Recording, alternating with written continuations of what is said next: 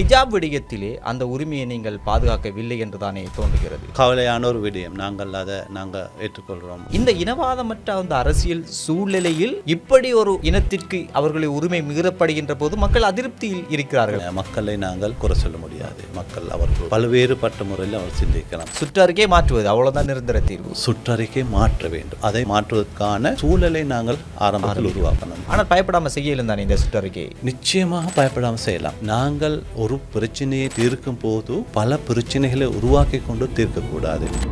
NPP அரசாங்கம் உருவாக்கின சூழலில் தான் அது மாற்றம் பெறும். எனவே என்பிபி அரசாங்கத்துக்கு ஒரு ஸ்டைல் இருக்குது. இதுக்கு சம்பந்தமான குரல் கொடுக்கக்கூடிய அரசியல் தலைமைகளை நாங்கள் மதிக்கின்றோம். அர்க்க முனீர் போன்ற ஜஸ்டிஸ் சோசியல் பார்ட்டி இவங்களோட முயற்சியும் நான் கண்டேன். அவர்கள் தான் இந்த இசுவை வெளியில் கொண்டு வருகிறார்கள் முதல் தடவையாக. நாங்கள் இந்த பிரச்சனையை தீர்க்கிறதுக்காக ஒரு சப்போர்ட்டிவாக தான் இந்த எல்லா செயற்பாடும் இந்த தீர்வை நீங்கள் ஏற்றுக்கொள்கிறீர்கள். என்பிபி அரசாங்கம் அல்லாமல் முன்னைய காலங்களில் இருந்த அரசாங்கங்கள் போல் இருந்தால் இந்த பிரச்சனை வடிவமைவாக இருந்தது. ஏன் அந்த தாமதம் ஏற்பட்டது? இந்த பிரச்சனை மினிஸ்ட்ரி லெவலில் பேசப்பட்ட பிற்பாடு அந்த ஊழியர்களுக்கு அந்த ஆடையோடு போக சந்தர்ப்பம் கிடைச்சிச்சு. மீண்டும் அது பிரச்சனையை உருவெடுக்கும் போது தான் திருப்பி அந்த பிரச்சனைக்கு இன்னொரு முறை இன்வால்வ் ஆகி அதை தீர்க்க வேண்டிய தேவை வந்துச்சு. இல்லாட்டி அந்த 5 நாளும் பிரச்சனை. தேசிய மக்கள் சக்தி அரசாங்கத்துக்குள் இருக்கின்ற குறிப்பாக இந்த முஸ்லிம் எம்பிக்கள் அவர்கள் ஒன்றுக்கும் இயலாதவர்கள், இவர்கள் எங்களுடைய உரிமை சார்ந்து கட்சிக்குள்ளே சண்டை பிடிக்க மாட்டார்கள், எதுவுமே செய்யாதவர்கள் அப்படி என்கிற விமர்சனமும் சமூகத்தில் முஸ்லிம் சமூகத்திலே போய்கொண்டிருக்கிறது. வகை இறங்குவது போல் அவர்கள் சொல்வதை மட்டும் நீங்கள் செய்து கொண்டிருக்கிறீர்களா? ஜனாதிபதியோடு நேருக்கு நேர் ஆகிய பண்ணி பேசக்கூடிய சூழல் அவர் எங்களுக்கு கொடுத்திருக்கிறாரு. நீங்க நேருக்கு நேர் இருந்து சண்டை பிடிப்பீர்கள் எல்லா முஸ்லிம் எம்பிக்கள் எல்லா முஸ்லிம் தமிழ் குரூப் மீட்டிங்ல நாங்கள் நேரடியாக ஜனாதிபதியோட கேட்போம். நாங்கள் இந்த பிரச்சனைக்கு என்ன தீர்வுன்னு சொல்லி. கல்முனைக்கு ஹிஜாப் இஷ்யூ குறித்து நீங்கள் பேசியிருந்தீர்களா நேரடியாக ஜனாதிபதியோடு? ஜனாதிபதியில் நேரடியாக தலையிட்டாரா இதுக்குள்ள? ஜனாதிபதியை போய் சேரக்கூடிய நெட்வொர்க் எங்களுக்கு இருக்கு. அந்த நெட்வொர்க் கூட நாங்கள் அதை நியூஸ் அனுப்பினோம். ஒரு முஸ்லீம்ட பிரச்சனையை முஸ்லீம் ஒருவர் தீர்க்கணும் என்ற சூழலை நாங்கள் மாற்றணும். இப்போது சமூகத்திலே மிகவும் பேசு பொருளாக இருக்கின்ற ஒரு விடயம்தான் கல்முனை வடக்கு ஆதார வைத்தியசாலையிலே இடம்பெற்ற அந்த சுகாதார உதவியாளர்களுடைய ஹிஜாப் தொடர்பான பிரச்சனை. இப்போது அந்த பிரச்சனை ஓரளவு முடிந்திருக்கிறது. அவர்கள் தற்காலிக இடமாற்றம் பெற்று வேறொரு வைத்தியசாலைக்கு சென்றிருக்கிறார்கள். ஆனால் இது குறித்து ஆளும் கட்சியைச் சேர்ந்த குறிப்பாக முஸ்லிம் எம்முக்கள் எதுவும் பேசுகிறார்கள் இல்லை என்கின்ற விமர்சனம் சமூக மட்டத்திலே எழுந்தது. அதன் பிறகு நேற்று நீங்கள் பார்லிமென்றத்திலே பேசியிருந்தீர்கள். உரிமைகளை பாதுகாக்கக்கூடிய ஒரே ஒரு அரசாங்கம் எங்களுடைய அரசாங்கத்தில் மட்டும்தான் எல்லா இனங்களுடைய உரிமைகளை பாதுகாக்க முடியும் என்பதை பற்றி நீங்கள் பேசியிருந்தீர்கள். ஆனால் ஹிஜாப் விடயத்திலே அந்த உரிமையை நீங்கள் பாதுகாக்கவில்லை என்றுதானே தோன்றுகிறது. மக்கள் உண்மையிலே ஒரு நாடாக பல்லின மக்கள் வாழக்கூடிய சூழலாக இருக்கும்போது மக்கள் வித்தியாசமாக சிந்திக்கக்கூடியவர்கள், சிந்தனை வேறு. எனவே எவ்வளோ தான் சட்டங்கள் இருந்தாலும் சில சூழல்கள், சில சந்தர்ப்பங்கள் அந்த மக்கள் மத்தியில் முரண்பாடு, இந்த சட்டத்துக்கு எந்த அளவு கௌரவம் கொடுக்கிறார்கள் அல்லது மனித நேயத்தோடு சட்டத்தோடு மேலதிகமாக சூழலை கருத்தில் கொண்டு முடிவெடுப்பார்கள். அது அரசு அதிகாரிகளாக இருக்கலாம் அல்லது பாமர மக்களாக இருக்கலாம். இந்த நிலைமை கடந்த கல்முனை வடக்கு ஆதார வைத்தியசாலை பிரச்சனையை பார்த்தால் உண்மையிலே ஒரு கவலையான ஒரு விடயம். நாங்கள் ஏற்றுக்கொள்கிறோம். அந்த பிரச்சனை நான் பாராளுமன்ற எனது உரையிலும் சொன்னேன். இந்த பிரச்சனையை நாங்கள் ஒரு கண்ணியமாக பார்க்கின்றோம். இந்த பிரச்சனையை கண்ணியமாக பார்க்கிறோம் என்று சொல்லும் போதே நாங்கள் கட்டாயம் அழகான தீர்வண்டு கொடுக்கணும் என்ற பதிலும் அதில் இருக்குது. எமது நாட்டில் நிறைய சட்டங்கள் இருக்கலாம். அரசியல் அமைப்பு சட்டங்கள், சர்க்குலர்ஸ் அல்லது வேறு சமூகம் ஒன்று சேர்ந்து உருவாக்கி கொண்ட சில பழக்க வழக்கங்கள். அது ஒரு பிற்காலத்தில் சட்டமாக மாறக்கூடியவை தான். எனவே இவ்வாறு இருக்கும்போது எல்லோரும் ஒரே முறையாக அதை நடைமுறைப்படுத்த மாட்டார்கள்.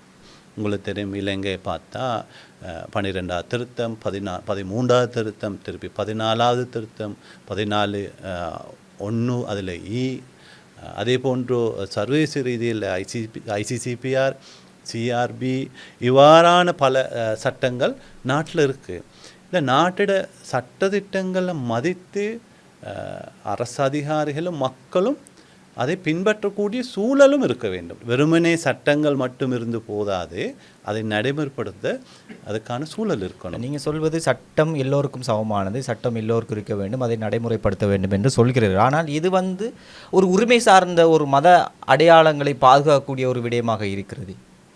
நான் சொல்ல வர விடயம் என்னென்னா, இந்த நாட்டிட பல தலைமைகள், அரசியல் தலைமைகள், பல தலைமைகள் ஆட்சி செஞ்ச ஒரு நாடு. எனவே இந்த நாட்டிட ஒரு சாரார கடந்த காலங்களில் பல்வேறுபட்ட சிறுபான்மைகள உரிமைகள் வென்றெடுக்கப்பட்ட வரலாறு உண்மையில் இருக்கின்றது. அந்த அவ்வளோ பேருக்கும் இது நாங்கள் கண்ணியம் செலுத்த வேண்டும். கடந்த ஒரு 2009 ஆண்டுக்கு பிறகு அதோடு இன்னும் 30 வருஷம் பார்த்தா தமிழ் மக்களுடைய பிரச்சனை, அது அந்த யுத்த முடிவடைந்ததோடு முஸ்லீம் மக்களுக்கு எதிராக கட்டவிழ்க்கப்பட்ட அந்த கெடுபிடிகள். எனவே நான் சொன்ன அந்த சூழல் மாறிக்கொண்டு வந்தது. அப்போ அரசியல் தலைமைத்துவம் அதோடு சேர்ந்த அந்த சூழல் என்வாயன்மெண்ட் மிக முக்கியம்.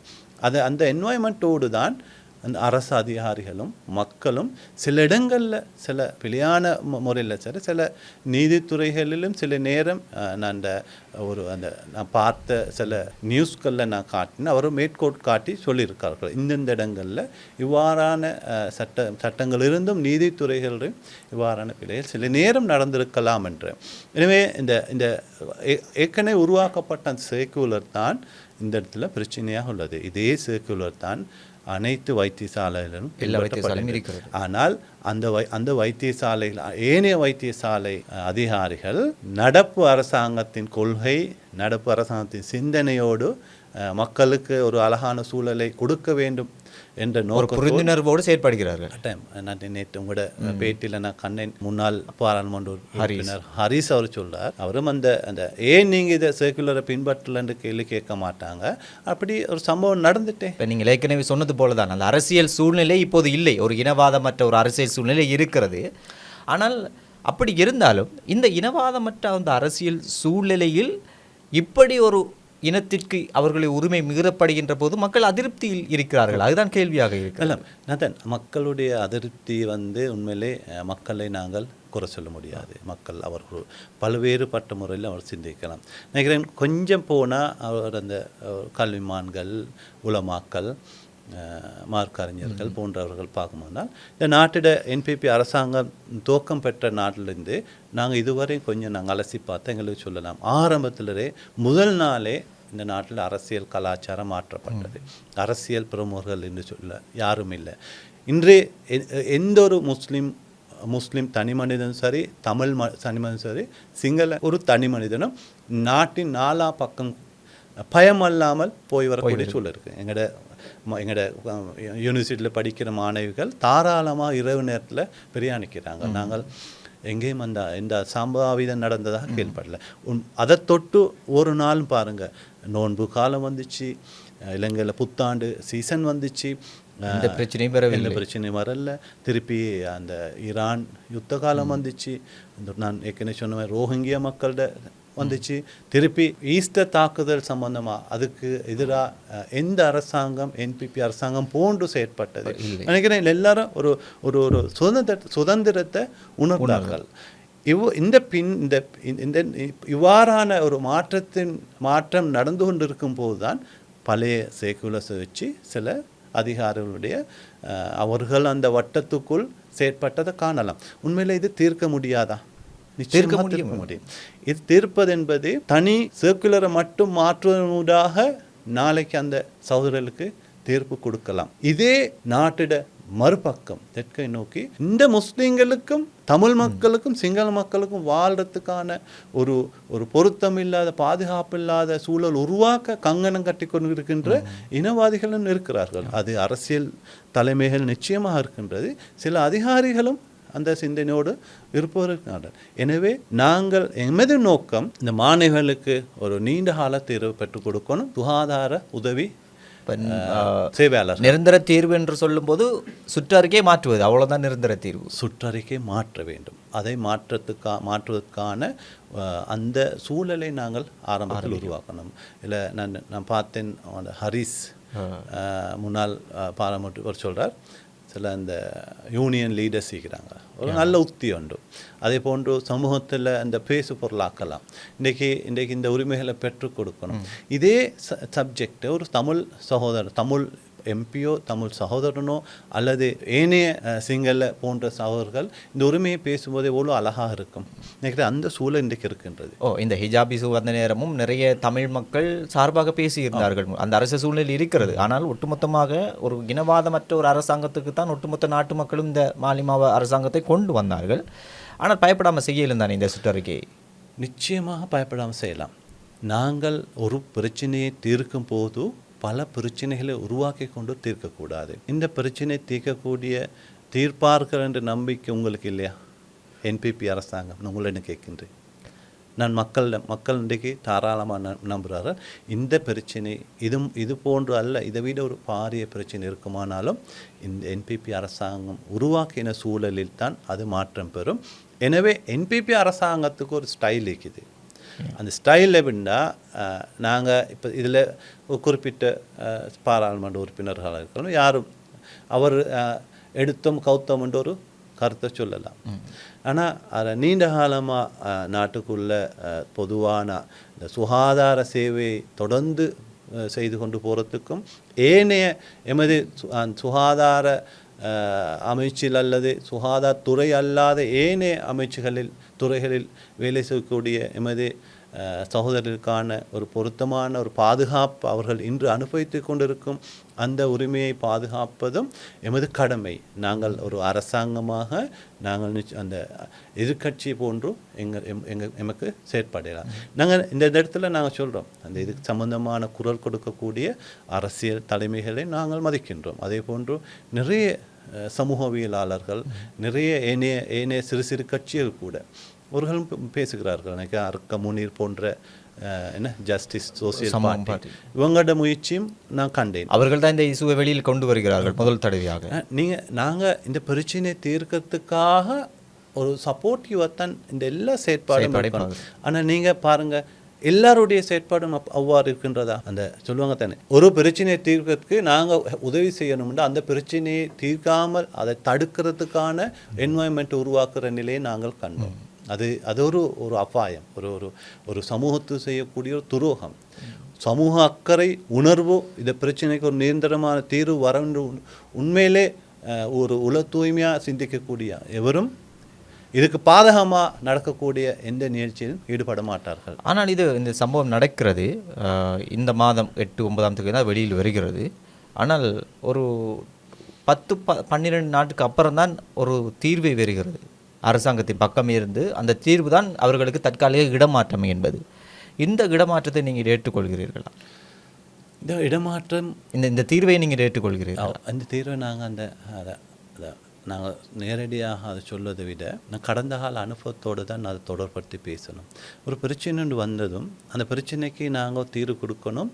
நான் ஏற்கனவே சொன்ன மாதிரி இன்னும் பல பிரச்சனை உருவாக்காமல் இதே அரசாங்கம் இன்றைக்கு என்பிபி அரசாங்கம் அல்லாமல் முன்னைய காலங்களில் இருந்த அரசாங்கங்கள் இருந்திருந்தால் இந்த பிரச்சனை வடிவம் எவ்வாறு இருந்திருக்கு? இன்று அந்த 9 அந்த சகோதரிகளுக்கும் அது போன்ற ஏனைய நிறுவனங்களில், அரச நிறுவனங்களில் வேலை செய்யக்கூடிய அனைவருக்குமான ஒரு பாரிய பிரச்சனையாக மாறியிருக்கும். இந்த அரசாங்கம் இந்த இடத்தில் இருப்பதனால் தான் தற்காலிக தீர்வினூடாக அந்த 9 சுகாதார உதவி ஊழியர்களுடைய தொழில் பாதுகாக்கப்பட்டுச்சு. நாங்கள் நிரந்தரமாக தீர்வு கொடுக்கும் வரையில் அவங்களோட தொழிலுக்கான உறுதியும் இருக்கின்றது. நிச்சயமாக நாங்கள் எல்லோரும் சேர்ந்து கலகான தீர்வை கொண்டு வரோமே, அந்த சூழல் உருவாக்குமே. அந்த சூழல் உருவாக்குவது தான் இன்றைக்கு இந்த சமூகத்துடனும் எமது எதிர்த்தரப்பு அந்த தூய நோக்கத்தோடு வேலை செய்யக்கூடிய அந்த அரசியல் தலைமையுடைய. பலரும் சொல்கிறார்கள் இந்த இடமாற்றம் என்பது தீர்வாக அமையாது, அது நிரந்தர தீர்வு இல்லை. இவர்களுக்கு நியாயம் கிடைக்க வேண்டும் என்றால் அதே வடக்கு வைத்தியசாலையிலேயே ஹிஜாபோடு அவர்கள் வேலைக்கு அமர்த்தப்பட வேண்டும் என்று சொல்கிறார்கள். ஆம், இப்போ எமது பிரதி அமைச்சர் முனீர் முலஃபர், அது போன்று எமது அமைச்சர், அடுத்தது ஆதம்பாவா எம்பி, இவங்க எல்லாரும் தெளிவாக சொல்கிறாங்க இது ஒரு தற்காலிக தீர்வு. இந்த தீர்வில் நாங்கள் திருப்தி அடைவதில்லை. ஆனால் இது ஒரு சுமூக நிலைக்கு கொண்டு வரதுக்கான மிக திறந்த ஒரு தற்காலிக தீர்வாகத்தான் இதை நாங்கள் பார்க்கின்றோம். ஏன் அந்த தாமதம் ஏற்பட்டது இதை தீர்ப்பதற்கு? இவ்வளவு தாமதம் ஏற்பட்டது? தாமதம் ஏற்படுவதற்கு பல காரணங்கள் சொல்லலாம். ஆரம்பத்தில் அந்த ஊழியர்களுக்கு இந்த பிரச்சனை வந்தபோது இது 6ஆம் தேதி ஆரம்பிக்குது. பிறகு அந்த ஊழியர்கள் குறித்த தமக்கு பொருத்தமான கலாச்சார ஆடையோடு தொழிலுக்கு போனாங்க. ஹிஜாபோடு போனாங்க. கடந்த வெள்ளிக்கிழமை வரையும் ஒரு லெவலில் அந்த பிரச்சனை தீர்ந்திருந்தேன். திருப்பி வெள்ளிக்கிழமை சென்ற வெள்ளிக்கிழமை தான் மீண்டும் அது பற்றியது. அதுக்கு பிற்பாடு தான் 2 நாளில் சாட்டர்டே சண்டே அதோடு தான் அதுக்கான தற்காலிக தீர்வு வழங்கப்பட்டுச்சு. அந்த வெள்ளிக்கிழமை வரையும் பார்த்தா அந்த குறித்த ஊழியர்கள் தமது கலாச்சார ஆடையோடு தான் போனார்கள். அதில் நினைக்கிறேன் 2-3 பேர் இணக்கம் இருந்த அது அல்லாமல் நாங்கள் சுற்றறிக்கையில் உள்ளவாறு ஆடையோடு வர இணக்கப்பாட்டுக்கு வந்திருந்தார்கள். அந்த வெள்ளிக்கிழமை தான் திருப்பி அந்த பிரச்சனை தொடங்குறது. அப்போ வெள்ளிக்கிழமை தொடங்கினா அதுக்கு பிறகு ஒரு 2-3 டேஸில் தற்காலிகத்தில் வழங்கப்பட்டுச்சு. நீங்கள் வெள்ளிக்கிழமை பிறகு தான் நீங்கள் அந்த பிரச்சனை மேல்மட்டத்துக்கு கொண்டு போய் படுகிறது. அப்படியா? அது வரைக்கும் யாருமே அதுக்குள் பேசவே இல்லை. இல்லை, அந்த பிரச்சனை மினிஸ்ட்ரி லெவலில் பேசப்பட்ட பிற்பாடு அந்த ஊழியர்களுக்கு அந்த ஆடையோடு போக சந்தர்ப்பம் கிடைச்சிச்சு. மீண்டும் அது பிரச்சனையை உருவெடுக்கும் போது தான் திருப்பி அந்த பிரச்சனைக்கு இன்னொரு முறை இன்வால்வ் ஆகி அதை தீர்க்க வேண்டிய தேவை வந்துச்சு. இல்லாட்டி அந்த 5 நாளும் பிரச்சனை இல்லாமல் போனேன். தேசிய மக்கள் சக்தி அரசாங்கத்துக்குள் இருக்கின்ற குறிப்பாக இந்த முஸ்லிம் எம்பிக்கள் அவர்கள் ஒன்றுக்கும் இயலாதவர்கள், இவர்கள் எங்களுடைய உரிமை சார்ந்து கட்சிக்குள்ளே சண்டை பிடிக்க மாட்டார்கள், எதுவுமே செய்யாதவர்கள், அப்படி என்கிற விமர்சனமும் முஸ்லிம் சமூகத்திலே போய்கொண்டிருக்கிறது. இதை பற்றி நீங்கள் என்ன நினைக்கிறீர்கள்? உண்மையில் நீங்கள் உங்கள் கட்சிக்குள் சண்டை பிடிக்காமல் இருக்கிறீர்களா, அல்லது அந்த வகை இறங்குவது போல் அவர்கள் சொல்வதை மட்டும் நீங்கள் செய்து கொண்டிருக்கிறீர்களா? நான் நினைக்கிறேன் நாட்டிட இலங்கையில் உள்ள அந்த ஜனாதிபதி ஒரு அதிகாரம் பலம் வாய்ந்த ஒரு பொறுப்பு. அந்த ஜனாதிபதியோடு நேருக்கு நேர் ஆகிய பண்ணி பேசக்கூடிய சூழல் அவர் எங்களுக்கு கொடுத்துக்கிறாரு. நீங்கள் நேருக்கு நேர் இருந்து சண்டை பிடிப்பீர்கள்? எல்லா முஸ்லீம் எம்பிக்களும், எல்லா முஸ்லீம் தமிழ் குரூப் மீட்டிங்கில் நாங்கள் நேரடியாக அந்த ஜனாதிபதியோட கேட்போம். நாங்கள் இந்த பிரச்சனைக்கு என்ன தீர்வுன்னு சொல்லி. அது ஒன்றும். 2வது, அதற்கான ஸ்பேஸ் கட்சிக்குள்ளே இருக்கிறது, தாராளமாக இருக்குது. 2வது, எமது அரசாங்கத்துடைய போக்கும் வித்தியாசம் தானே. வேலை திட்டங்கள் நாங்கள் 8 எம்பிக்கள் 8 டிஸ்ட்ரிக்டில் இருக்கோம். 8 டிஸ்ட்ரிக்டில் இருந்தாலும் எனக்கு ஒரு தொகுதி இருக்குது. ஏன்னா ஏண்ட தொகுதியில் எனக்கு மெயின் நான் பொறுப்பான ஏண்ட ரோலை ப்ளே பண்ணணும். இன்றைக்கி 46 பன்சல் இருக்குது. அந்த பன்சலில் அந்த பௌத்த பிக்குகள் என்ன ஏற்றுக்கொள்கிறாங்க. 90% முஸ்லீம் அல்லாத வாழக்கூடிய சூழல். இன்றைக்கி அந்த சகோதர சிங்கள மக்கள் என்ன ஏற்றுக்கொள்கிறார். நான் தான் அவங்களோட அரசியல் தலைமைன்னு சொல்லி. குருநாகல் மாவட்டத்தில் முதல் ரிதிகம பிரதேச செயலகம் அல்லது தொடங்காசந்த தேர்தல் தொகுதி அதோட யார் அது மெயின் ஆர்கனைசர் அல்லது எம்பிஆர்ண்டா நான் தான். அப்போ என்ன பொறுப்பு முழுக்க அங்கே கடந்த டிட்டுவா காலத்திலே பாரிய பாதிப்புக்குள்ளான முழு நேரமானு நாங்கள் அந்த மக்களுக்கான சேவை வழங்கணும். அதே போன்று தான் குருநாகல் மாவட்டம் ரிதீகம் தொடங்காசந்த அதுக்கு பிற்பாடு மாவட்டத்தில் உள்ள முஸ்லீம் ஊர்களில் உள்ள பிரச்சனைகளை நாங்கள் அந்த தொகுதி அமைப்பாளரோடு அல்லது எம்பியோடு சேர்ந்து நாங்கள் அவங்களோட பிரச்சனைகளை நாங்கள் தீர்த்து வைக்க போவோம். இது போன்று தான் 8 மாவட்டத்தில் 8 எம்பிக்கள் இருக்காங்க. அது அல்லாமல் ஒவ்வொரு தொகுதிக்கும் பொறுப்பாளர் இருப்பார் தான், ஒரு எம்பி இருப்பார். அவர்கள் தான் அவர் ஊர்களுடைய பிரச்சனைகளை, அது முஸ்லீம் ஊர்களாக இருக்கலாம், தமிழ் அல்லது சிங்களம், அது அங்கே அந்த இனம் மதம் எங்களுக்கு வித்தியாசம் இல்லை.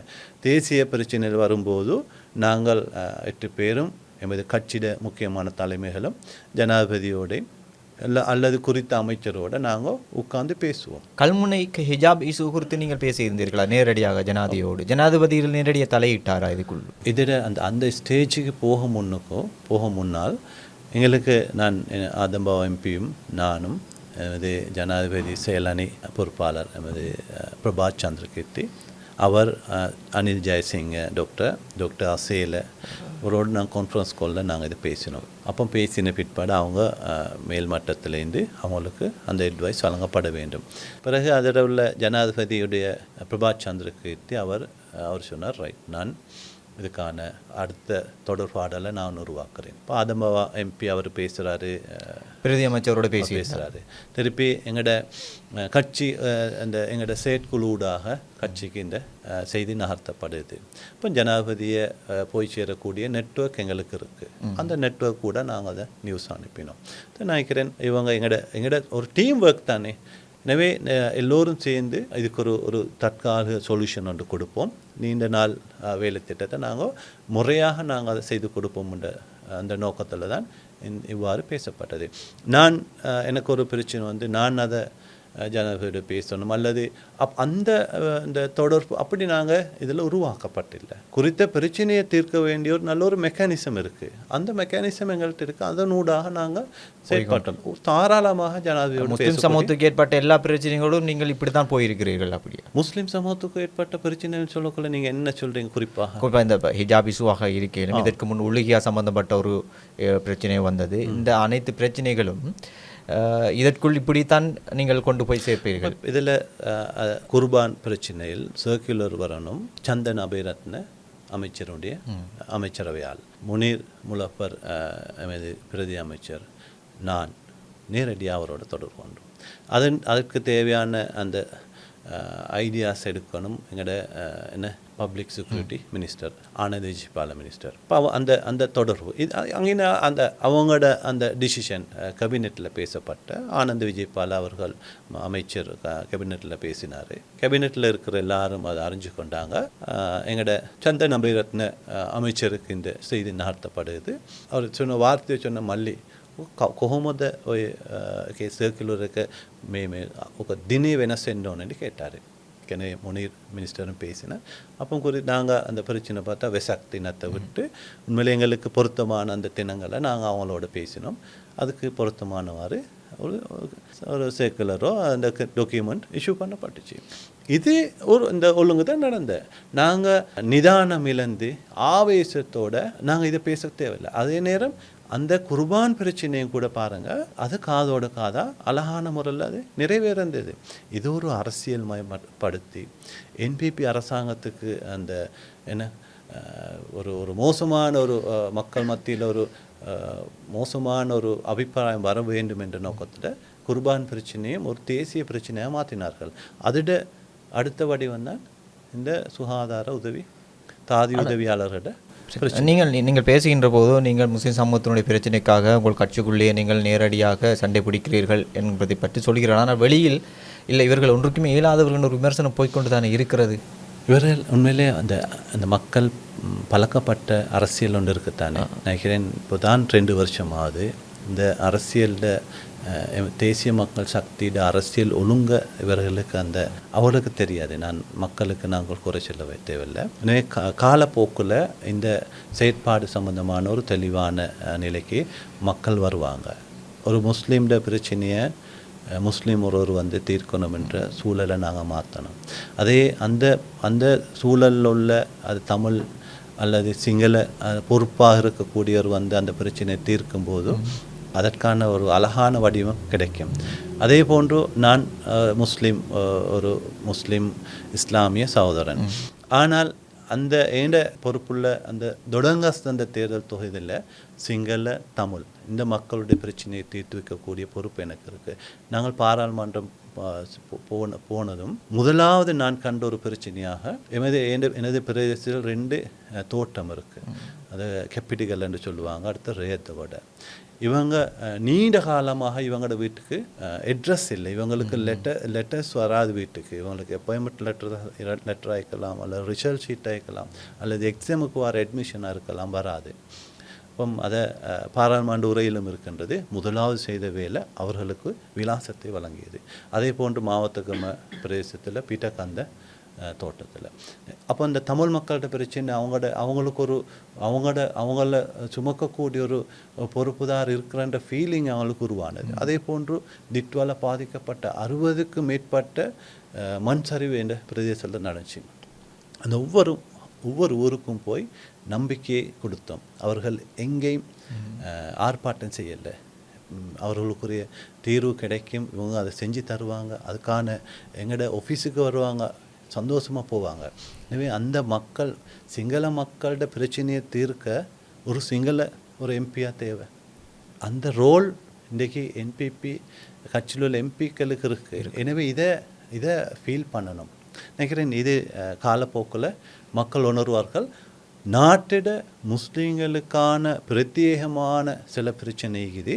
அது ஒரு டீம் ஒர்க்காக நாங்கள் அனைவரும் முஸ்லீம் எம்பிக்கள் 8 பேருக்கும் நாங்கள் அதை தெளிவாக ஒன்று கூடி முஸ்லீம் எம்பிக்களுக்கு அப்பால் இந்த கட்சியோட நீண்ட காலம் ஒழிக்கக்கூடிய நிறைய தோழர்கள் இருக்கிறார்கள், முஸ்லீம் தோழர்கள். இந்த தோழர்களோடு இணைந்த ஒரு ஒட்டுமொத்த வேலை திட்டமாகத்தான் அந்த நீங்கள் சொல்கிற பிரத்யேகமான ஸ்பெஷல் இஷ்யூஸ் வந்தால் நாங்கள் அதை கட்டாயம் நாங்கள்